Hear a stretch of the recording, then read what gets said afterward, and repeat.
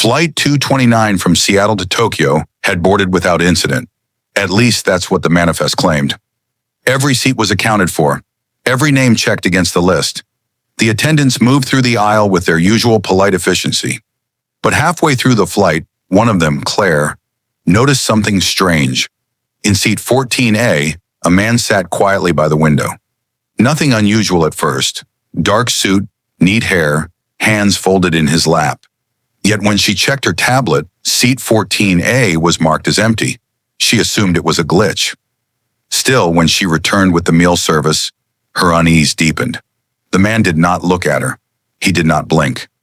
When she offered him food, he shook his head slowly, the motion stiff, mechanical.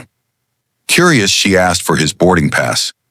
He turned to face her then, and her stomach dropped. His eyes were pale, almost clouded, like frost on glass. His lips parted, but no sound came out. Then, without breaking eye contact, he turned back to the window. Claire retreated, rattled, telling herself she was overtired. But later, when she passed the row again, the seat was empty.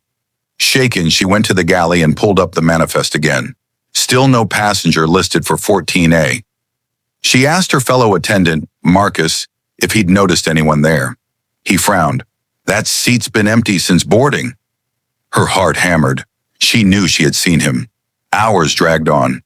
Every so often she glanced down the aisle, and sometimes, just for a moment, 14A was occupied again. The same man, the same folded hands, the same cloudy eyes fixed on nothing. Passengers around him acted as though he weren't there.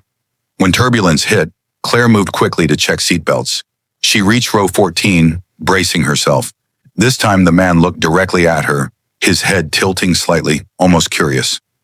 His lips moved again, and this time she heard the faintest whisper, a voice like dry leaves. Not supposed to be here. The lights flickered. For a moment she swore every window in the cabin showed not the night sky, but rows upon rows of pale, watching faces pressed against the glass from the outside. When the plane landed in Tokyo, Claire rushed to check 14A one last time.